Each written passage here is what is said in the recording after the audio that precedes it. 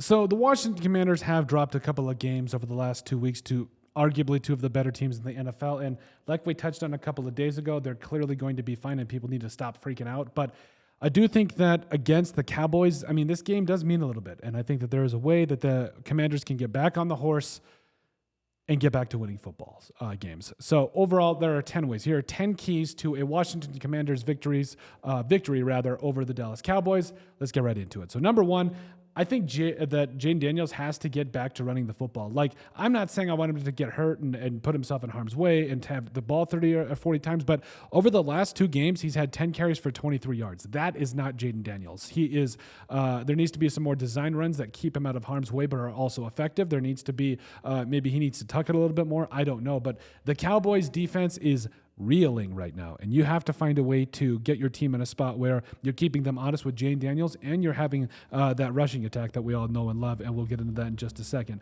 Also, scary Terry McLaurin, like, he's got to have a bounce back game. He had a catch for 10 yards last week, and it's just not going to do. I do think that is going to change, and he's going to get back to what is right and what we expect from Terry McLaurin. But I do think that if Jaden Daniels can get some things going, I think that Scary Terry is going to benefit from that as well. Number 3, so Frankie and Dante Fowler Jr. on an island. So essentially, these two are your 2 studs that are going and getting fools. Dante Fowler Jr. has 8.5 sacks this year. Frankie Louvu has 7. So obviously, we want to get these guys on the Cowboys offensive line, the weakest part of their offensive line, maybe some stunts, maybe some one-on-ones with their tackles, and just go win the day. Go make plays, maybe send Frankie Louvu on some we'll call them interesting blitzes, and really get after Cooper Rush. Number 4, you got to win in the trenches. So obviously, and we'll talk about Cooper Rush here in a second, but Dak on IR for the rest of the season.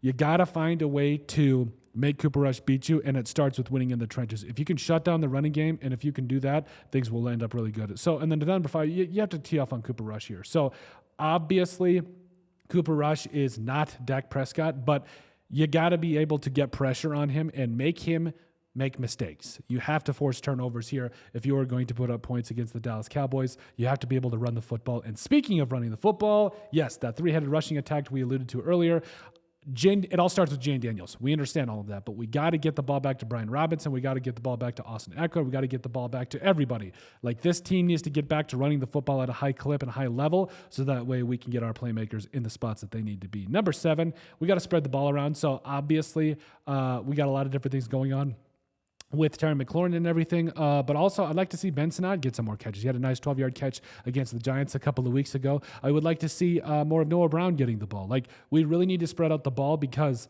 Jaden Daniels and the rest of these rushing attacks and Scary Terry cannot be expected to carry this whole load. And number 8, you got to attack the defense, where, again, we alluded to it.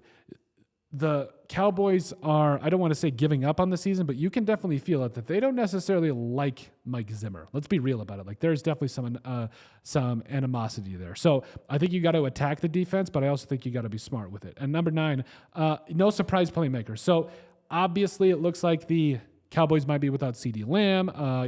We'll see what happens with a couple of the other playmakers. Brandon Cooks is on IR. So to be honest with you, I think that it is really, really, really, really easy to just gloss over some of these players and just kind of take them easy. But this is the NFL. You cannot take anybody lightly. Anybody can be beat on any given Sunday. And then finally, number 10, you got to get your confidence back, where, again, it comes down to the fact that the Commanders were 8-2 at one point. Like, they were not 8-2, but they were at a point where they were at least battling for second place / first place in the NFC East. And now, I mean, they're currently sitting at 7-4, and we're at 1.7-2.